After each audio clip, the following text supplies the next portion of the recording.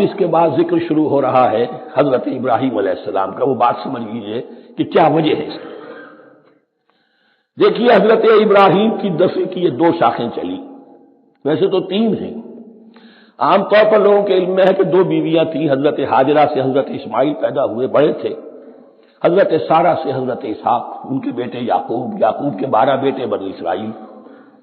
حضرت اسماعیل کو حضرت ابراہیم نے آباد کیا خانہ کعبہ کے پاس لا کر، بواد غیر ذی زرع، تو وہاں یہ جو ایک نسل چلی. لیکن نبوت جو ہے حضرت ابراہیم کے بعد حضرت اسماعیل کو تو ملی، اس کے بعد مسلسل یوں سمجھیے کہ تقریباً 3000 کا فصل ہے سالوں کا کہ کوئی نبوت اس شاخ میں نہیں آئی. نبوت کا سلسلہ چلا دوسری شاخ میں، حضرت یعقوب، حضرت اسحاق، حضرت یعقوب، حضرت یوسف، چلتے جائیے. حضرت موسیٰ اور ہارون سے شروع ہو کر حضرت عیسیٰ اور یحییٰ تک 1400 برس مسلسل.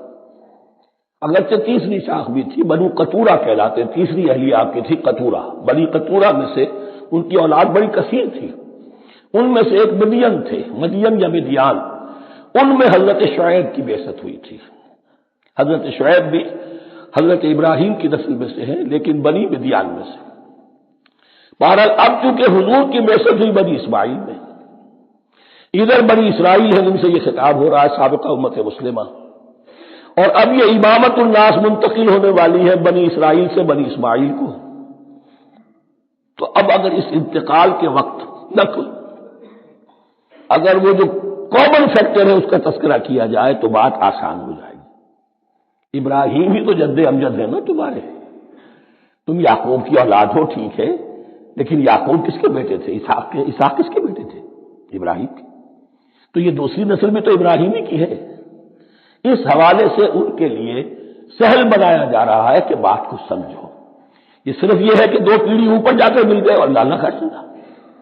اور حضرت ابراہیم نے خانہ کعبہ کی تعمیر کی اور اسے اب مرکز بنانا ہے اہل توحید کا. لہذا یہ ساری گفتگو اب شروع ہو رہی ہے. 4 رکوع اب وہ ہے 15 سے شروع ہو کر 18 تک، جن کا اصل مضمون ہے تحویل قبلہ. وَإِذِ ابْتَلَىٰ إِبْرَاهِيمَ رَبُّهُ بِكَلِمَاتٍ فَأَتَمَّهُنَّ، اور ذرا یاد کرو جب ابراہیم کو آزمایا اس کے رب نے بہت سی باتوں میں. میرا ایک کتاب چاہے حضرت ابراہیم کی شخصیت پر، حج اور عید الاضحیٰ اور ان کی اصل روح، اور اس میں ایک تحریر ہے، ایک تقریر ہے. جو تحریر ہے وہ مجھے بہت پسند ہے کہ کیسے کیسے امتحان آئے ہیں حضرت ابراہیم علیہ السلام پر. فَأَتَمَّهُنَّ، اب یہ ایک جملے میں ایک پوری داستان. اس نے ان سب کو پورا کیا، سب میں پاس ہو گیا، ہر امتحان سے کامیابی کے ساتھ وتھ فلائنگ کلرز ہر امتحان سے نکلے. قال انی جاعلک للناس اماما، تب ہم نے کہا اے ابراہیم اب میں تمہیں نوع انسانی کا امام بنانے والا ہوں. قال ومن ذریتی، انہوں نے کہا اور میری نسل کے بارے میں بھی یہ وعدہ ہے کہ نہیں؟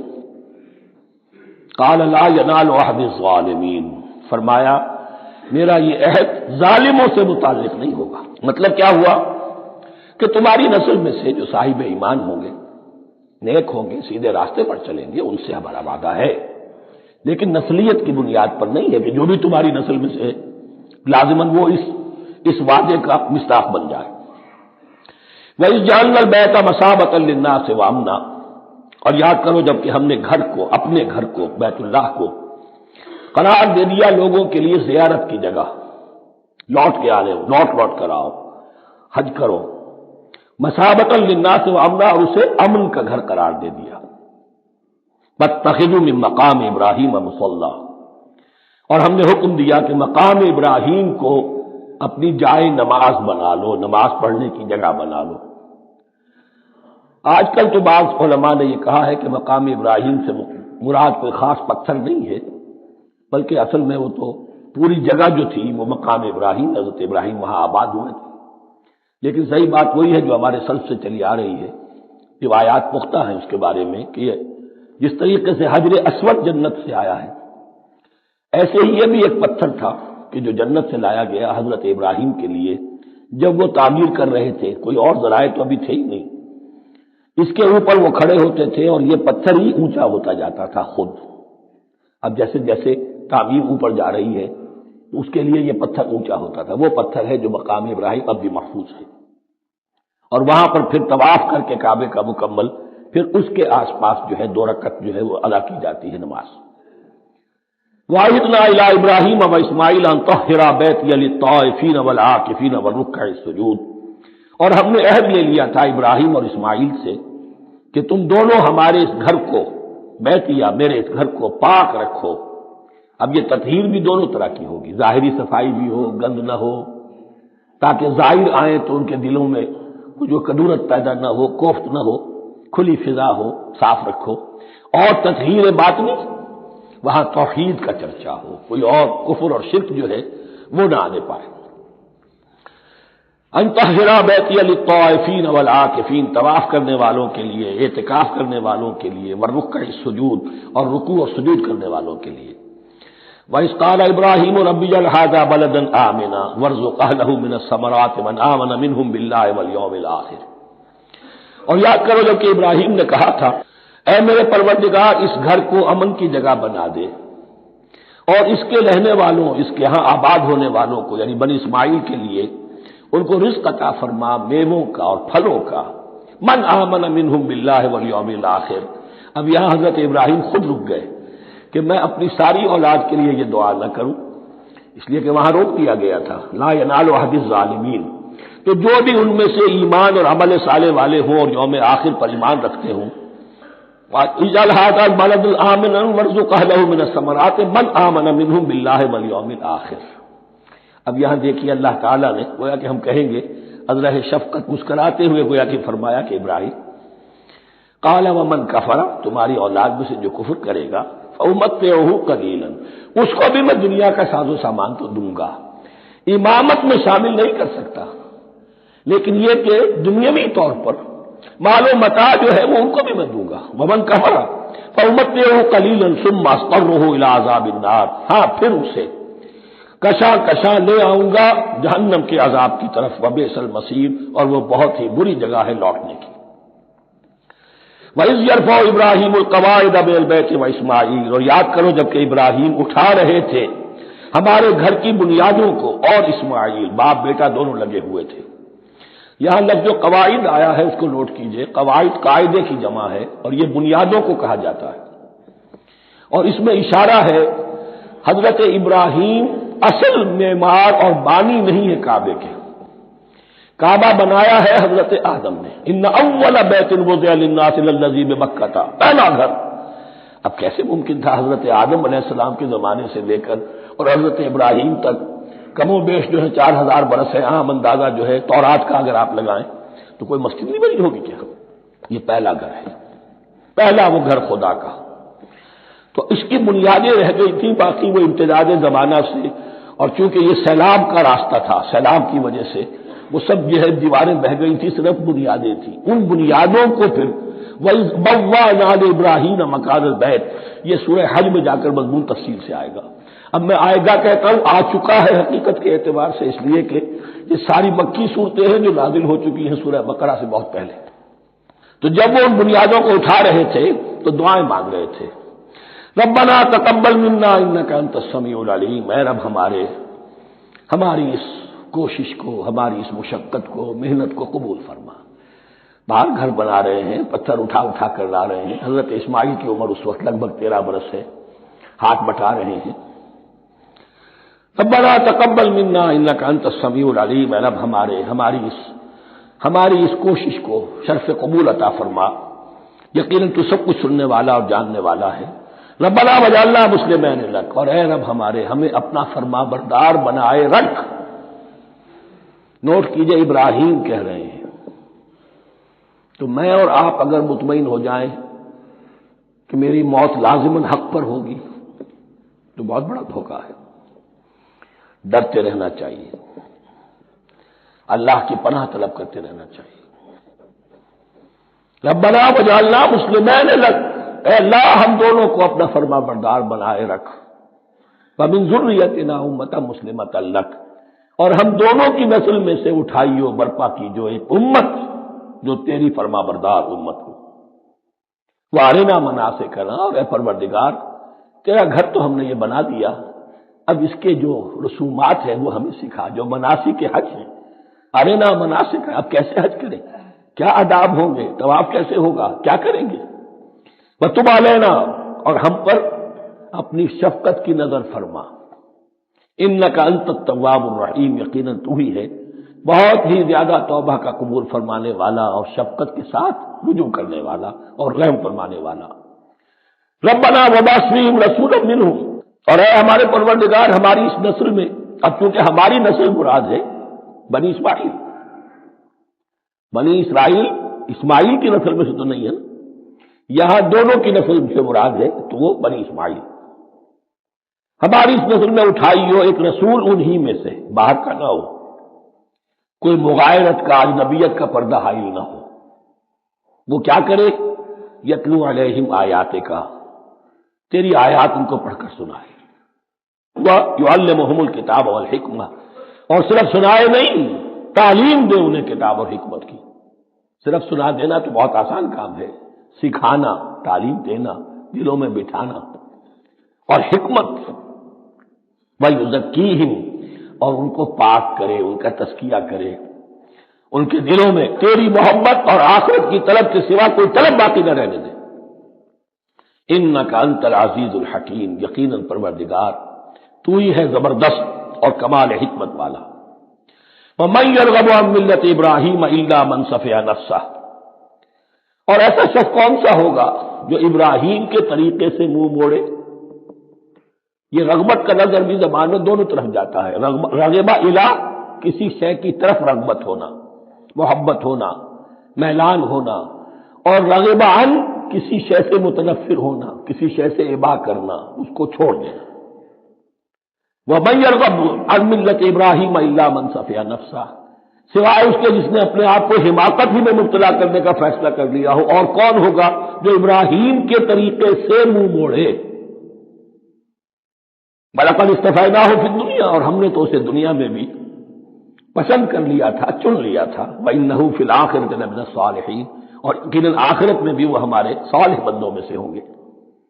اذ قال له ربه اسلم قال اسلمت لرب العالمین، جب جب کہا اس سے اس کے پروردگار نے کہ مانو میرا حکم، تو اس نے کہا پروردگار قبول ہے تیرا حکم، یہاں تک کہ ذبح کرو بیٹے کو، حاضر۔ یہ آخری امتحان تھا، آخری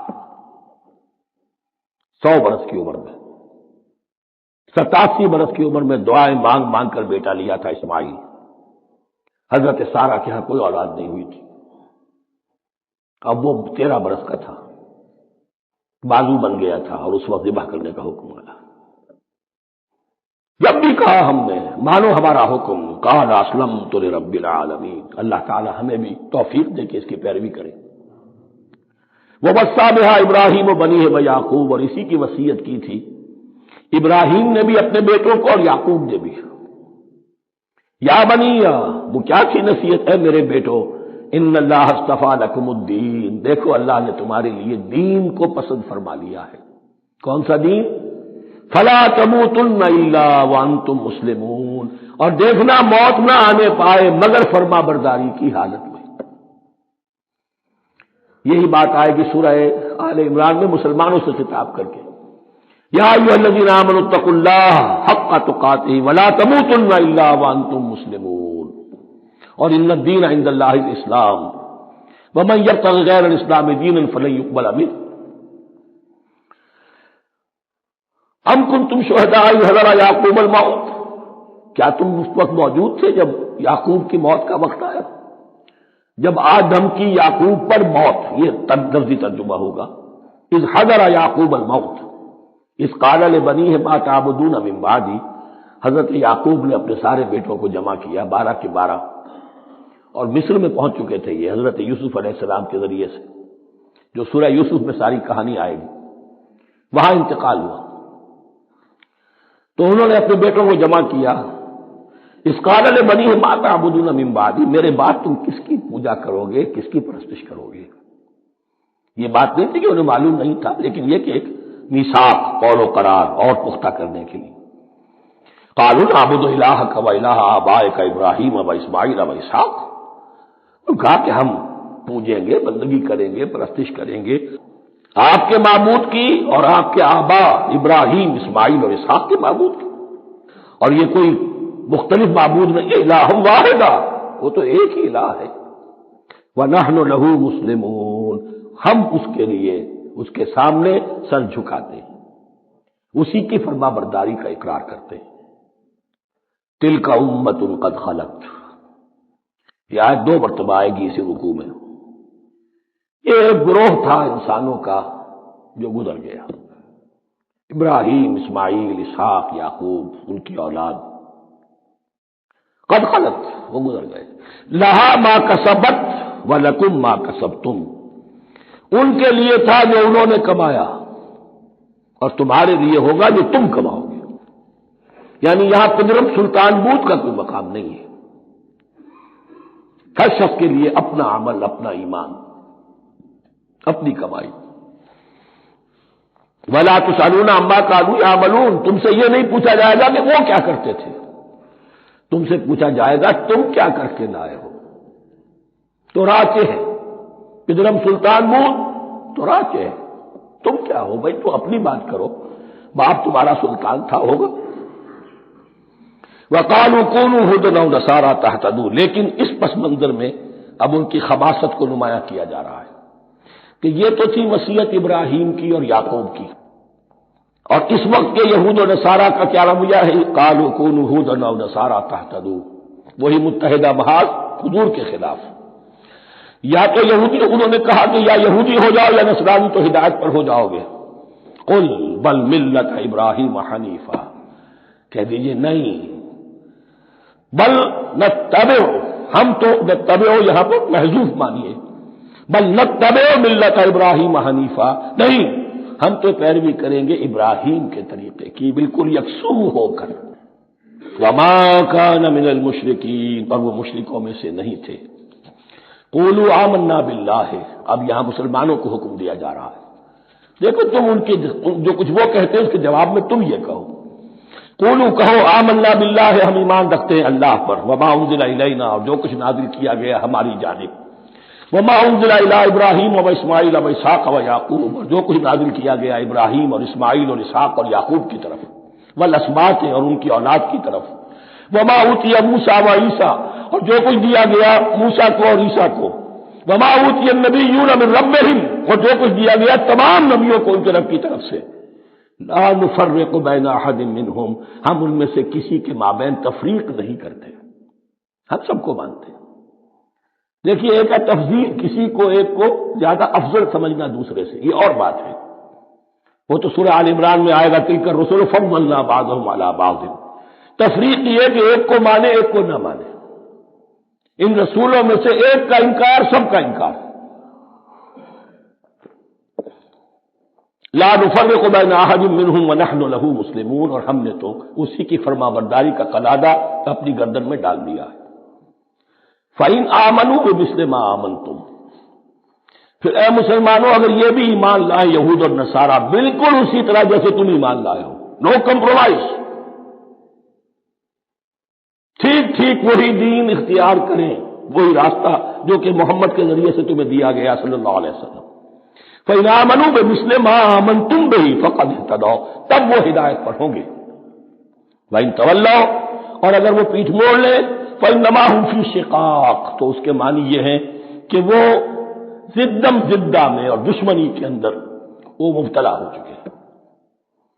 فَسَيَكْفِيكَهُمُ اللَّهُ، تو اے نبی آپ کے لیے ان کے مقابلے میں اللہ کافی رہے گا، آپ فکر نہ کریں، آپ کسی کمپرومائز کی دعوت کی طرف توجہ ہی نہ دیں، کچھ لوگ کا معاملہ سوچیں بھی نہ، ان کی مخالفتوں سے آپ مرعوب نہ ہوں، ان کی دھمکیوں کا کوئی اثر نہ دے۔ فَسَيَكْفِيكَهُمُ اللَّهُ، اللہ کافی رہے گا آپ کے لیے ان سب کے مقابلے میں۔ وَهُوَ السَّمِيعُ الْعَلِيمُ، اور یقیناً وہ سب کچھ سننے والا اور جاننے والا ہے۔ ایسا نہیں ہے کہ اسے معلوم نہ ہو کہ آپ اس وقت کن حالات میں ہیں، کیسی مشکلات میں ہیں، کس طرح کی نازک صورتحال دن بدن جو ہے شکل بدل رہی ہے، لیکن آپ قائم ہیں۔ یہ ہے جگہ جہاں پر خون پڑا ہوا ہے، اس نسخے میں جو حضرت عثمان تلاوت فرما رہے تھے، اور اس وقت باغیوں نے انہیں شہید کیا ہے۔ ان کی زوجہ محترمہ نائلہ، انہوں نے بچانا چاہا ہے تو ان کی انگلیاں کٹ گئیں، اور خون جو ہے وہ فَسَيَكْفِيكَهُمُ اللَّهُ، ان الفاظ پر وہ خون پڑا ہے، وہ دباب بھی موجود ہے۔ وَهُوَ السَّمِيعُ الْعَلِيمُ، اور وہ سب کچھ سننے والا اور جاننے والا ہے۔ صبغۃ اللہ، کیا مانی؟ یہاں پر بھی ایک آپ کو محذوف ماننا ہوگا، اخترنا صبغۃ اللہ، ہم نے تو اختیار کر لیا ہے اللہ کے رنگ کو۔ وَمَنْ أَحْسَنُ مِنَ اللَّهِ صِبْغَةً وَنَحْنُ لَهُ عَابِدُونَ، اور اللہ سے بہتر رنگ کس کا ہوگا، اور ہم تو بس اسی کی بندگی، اسی کی پرستش کرنے والے ہیں۔ قُلْ أَتُحَاجُّونَنَا فِي اللَّهِ وَهُوَ رَبُّنَا وَرَبُّكُمْ، اے نبی ان سے کہیے کہ کیا تم ہم سے محاجہ کر رہے ہو، حجت بازی کر رہے ہو، جھگڑ رہے ہو، دلیل بازی کر رہے ہو اللہ کے بارے میں؟ وَهُوَ رَبُّنَا وَرَبُّكُمْ، وہ تو ہمارا رب بھی ہے، تمہارا رب بھی ہے، رب تو ایک ہے، رب بھی ایک، اس کا دین بھی ایک، ہاں شریعتوں میں فرق ہوا ہے۔ قُلْ أَتُحَاجُّونَنَا فِي اللَّهِ وَهُوَ رَبُّنَا وَرَبُّكُمْ وَلَنَا أَعْمَالُنَا وَلَكُمْ أَعْمَالُكُمْ، رب تو ہمارا بھی وہ، تمہارا بھی وہ، البتہ ہمارے لیے ہوں گے ہمارے عمل، تمہارے لیے ہوں گے تمہارے عمل۔ وَنَحْنُ لَهُ مُخْلِصُونَ، اور ہم تو اس کے لیے اپنے آپ کو خالص کر لینے والے ہیں۔ یہ ذرا 3 الفاظ یہاں پہ نوٹ کر لیجئے، یہ میرے اور آپ کے لیے لمحہ فکریہ ہیں۔ نحن لہ مسلمون، 136ویں آیت اس پر ختم ہوئی، ہم اس کے سامنے سر تسلیم خم کرتے ہیں، ان میں سے تو ہم بھی شامل ہیں۔ نحن لہ عابدون، آیت نمبر 138، ہم اس کی بندگی کرنے والے ہیں، اسی کی بندگی کرنے والے ہیں۔ تو صرف اسلام نہیں، عبادت، اور ٹوٹل عبادت، ٹوٹل بندگی، پوری زندگی میں اس کے ہر حکم کی پیروی اور اطاعت۔ اس سے آگے بات آئی وَنَحْنُ لَهُ مُخْلِصُونَ، یہ عبادت اخلاص کے ساتھ نہیں ہے تو منافقت ہے۔ اس عبادت سے کوئی دنیا کی منفعت پیش نظر نہ ہو، سوداگری نہیں، یہ عبادت خدا کی ہے۔ دنیا بنانا، دنیا کمانا، دین کو ذریعہ بنانا، اس سے بڑی اور اس سے گری ہوئی کوئی حرکت نہیں۔ اخلاص، حضور نے فرمایا من صلی یرائی فقط اشرکا ومن صام یرائی فقط اشرکا ومن تصدق یرائی فقط اشرکا، جس نے نماز پڑھی دکھاوے کے لیے اس نے شرک کیا، جس نے روزہ رکھا دکھاوے کے لیے اس نے شرک کیا، اور جس نے صدقہ خیرات دیا دکھاوے کے لیے اس نے شرک کیا۔ فَنَحْنُ لَهُ مُخْلِصُونَ، نَحْنُ لَهُ مُسْلِمُونَ، نَحْنُ لَهُ عَابِدُونَ، نَحْنُ لَهُ مُخْلِصُونَ۔ اللهم ربنا اجعلنا منهم، اللهم ربنا اجعلنا منهم۔ أَمْ تَقُولُونَ إِنَّ إِبْرَاهِيمَ وَإِسْمَاعِيلَ وَإِسْحَاقَ وَيَعْقُوبَ وَالْأَسْبَاطَ كَانُوا هُودًا أَوْ نَصَارَىٰ، کیا تمہارا کہنا یہ ہے کہ ابراہیم اور اسماعیل اور اسحاق اور یعقوب اور ان کی اولاد یہودی تھے یا نصرانی تھے؟ تم جو کہتے ہو کہ یا یہودی ہو جاؤ یا نصرانی تب ہدایت پاؤ گے، تو ابراہیم یہودی تھے یا نصرانی؟ اور اسحاق اور یعقوب اور یوسف اور موسیٰ اور عیسیٰ یہ کون تھے؟ یہی بات آج مسلمانوں کو سوچنی چاہیے۔ محمد الرسول اللہ اور ان کے اصحاب دیوبندی تھے یا بریلوی تھے یا اہل حدیث تھے یا شیعہ تھے یا سنی تھے؟ ان تقسیموں سے اوپر ہونے کی ضرورت ہے۔ اللہ کے ساتھ اخلاص کا تقاضا یہ ہے، ٹھیک ہے ایک فقہی مسلک کے اعتبار سے ایک شخص کسی مسلک کی پیروی کر رہا ہے، لیکن اپنے آپ کو اس سے آئیڈینٹیفائی کرانا اور اس مسلک کو مقدم رکھنا دین پر، اور اس مسلک ہی کے لیے محنت اور مشقت اور بھاگ دوڑ تبلیغ ہو رہی ہے اسی کی، یہ چیز بالکل اس اصل حقیقت کے خلاف ہے کہ جو اللہ کے دین نے ہمیں سکھائی ہے۔ أَمْ تَقُولُونَ إِنَّ إِبْرَاهِيمَ وَإِسْمَاعِيلَ وَإِسْحَاقَ وَيَعْقُوبَ وَالْأَسْبَاطَ كَانُوا هُودًا أَوْ نَصَارَىٰ قُلْ أَنْتُمْ أَعْلَمُ أَمِ اللَّهُ، کہیے ان سے کہ تم زیادہ جانتے ہو یا اللہ زیادہ جانتا ہے۔ فَمَنْ أَظْلَمُ مِمَّنْ كَتَمَ شَهَادَةً عِندَهُ مِنَ اللَّهِ، کان کھول کر سن لو، اس سے بڑھ کر ظالم کون ہوگا جس نے اللہ کی ایک گواہی جو اس کے پاس تھی اسے چھپا لیا۔ تمہارے پاس گواہیاں ہیں، علماء یہود جانتے تھے یہ اللہ کے رسول ہیں جن کے ہم منتظر تھے، گواہی کو چھپائے بیٹھے. ومن اظلم ممن کتم شہادۃ عنده من اللہ وما اللہ بغافل عما تعملون، اور اللہ ہرگز غافل نہیں ہے کہ اس سے جو تم کر رہے ہو. تلک امۃ قد خلت، یہ گروہ مقدس جماعت تھی، یہ جس کے یہ گلے سرسبد تھے، یہ گزر گئے. لہا ما کسبت ولکم ما کسبتم، جو کمائی انہوں نے کی، جو عمل انہوں نے کمائے وہ ان کے لیے، تمہارے لیے نہیں.